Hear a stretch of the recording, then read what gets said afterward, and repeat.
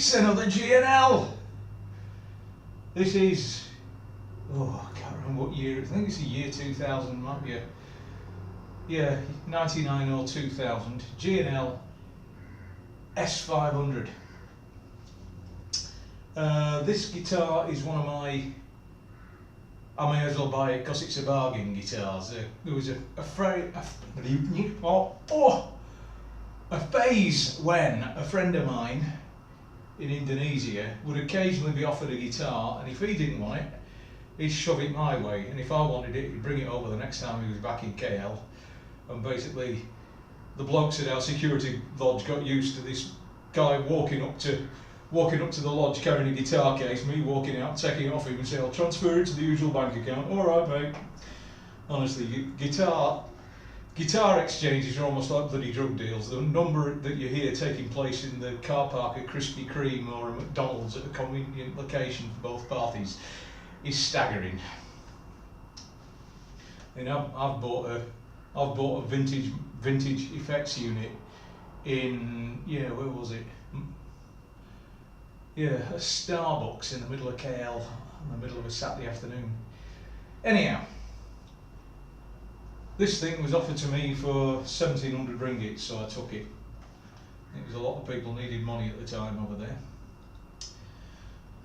So, it's an S-500. What does that mean? Well, it's the same body style as a Legacy, and this is the first 4-bolter Legacy style I've shown on here. So if I come up a bit close to the camera, you can see, I hope, that if you compare this to the Legacy and the Fullerton from some of the earlier videos, and those guitars were from what, 97 era, there's a much tighter radius on the body edge. This one's got a much harder radius on the body edge. It's much less curved off than the earlier G&L Legacy shapes, and looks much more like a bog standard Fender Strat.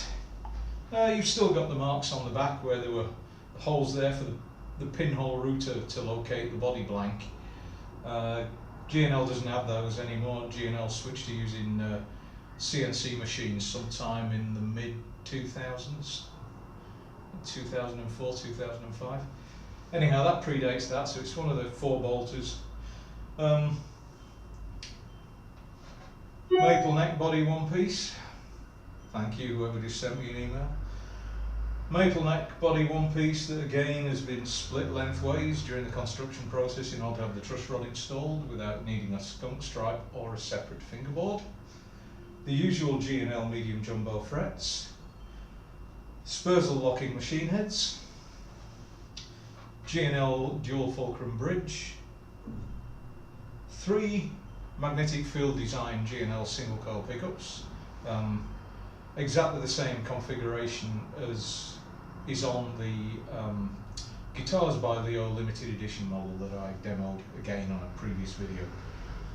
You've got 3 Telecaster style knobs. These were standard on the guitar, and exactly as on the GBLE, you've got a master volume, master bass roll-off tone, master treble roll-off tone, master bass roll-off tone, and the switch which engages the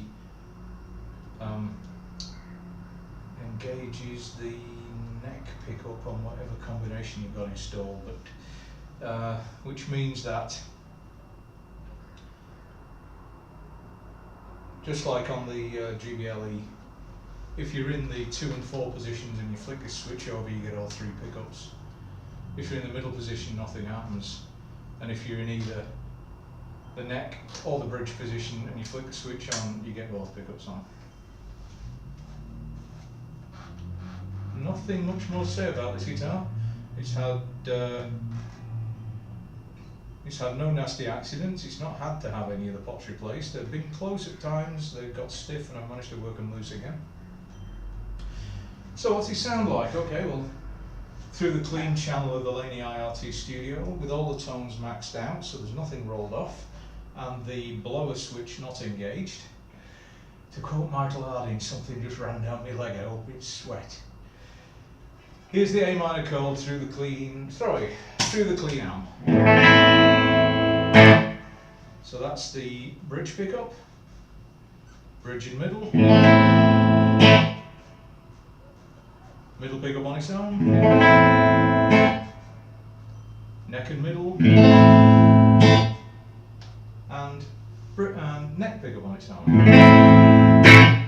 And if I run back down those, I'll engage the blower switch. So you could hear there when I brought the blower switch in just after I'd strummed that last chord, a lot more treble kicked in. That was as a result of the bridge pickup suddenly coming into play. So that's neck and bridge, all three on. It's a slightly lower output than neck and middle or middle and bridge. That's due to the change in the impedance with all of a sudden it's a much lower impedance, which doesn't match as well with the guitar, sorry, with the amp input, or in fact with the tone controls. But it is, if I toggle this on, this is all pickups on, and then it's a subtle change between all three on and just neck and middle. Go to the middle, you can hear that switch has no effect whatsoever. Middle and bridge, and again it just fills out a little bit as that neck pickup gets added and all three pickups are on. And again, bridge pickup, and you can hear as I kick that switch in, you then again at neck and bridge pickups on simultaneously. So what's it sound like with overdrive? Well, I'll go to the neck pickup, back onto the crunch channel of the Laney IRT Studio, and I must add that I keep the settings on the amp the same for all of these videos. I'm not altering them at all. I'm trying to keep everything constant so you can hear the difference between the various guitars with the amp being kept as a constant.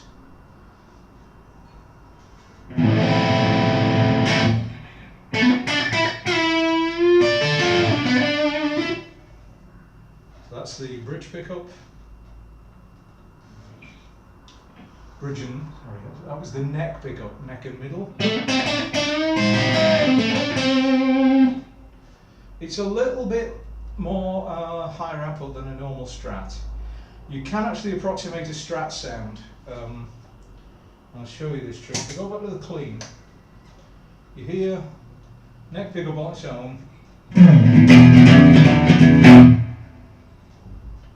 It's a bit boomier than a Strat. If you go back and compare the Strat from the earlier video, the neck pickup only, it's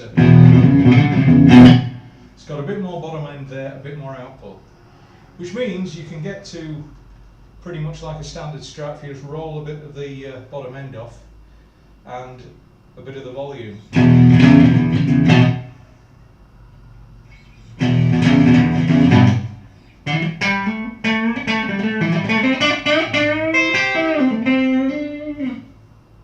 then put the volume and the bass roll off back up and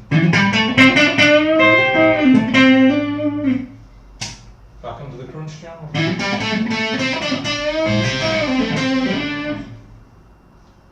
So middle on its own on the crunch.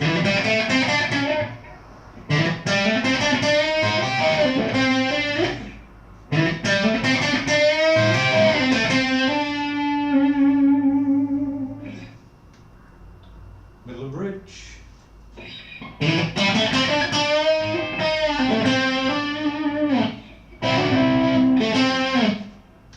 And bridge on its own.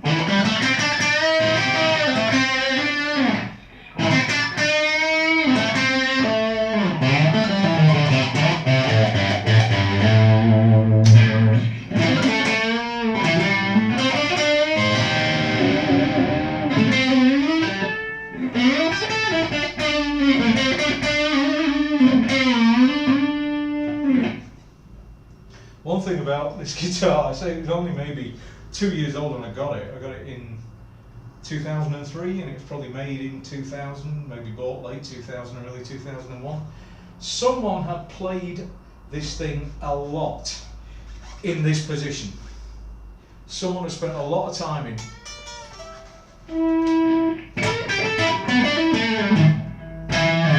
How can I tell?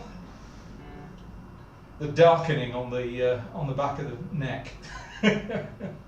And somebody may have even worn a thumb ring while they were playing it. There's a lot of wear, and it's all in one specific place on the back of the neck. Anyhow, there we go. Year 2000, G&L S-500. Guitar at day. See you all later. Managed to get that info bloke upstairs started drilling again. That's a miracle. I think I did. Silly.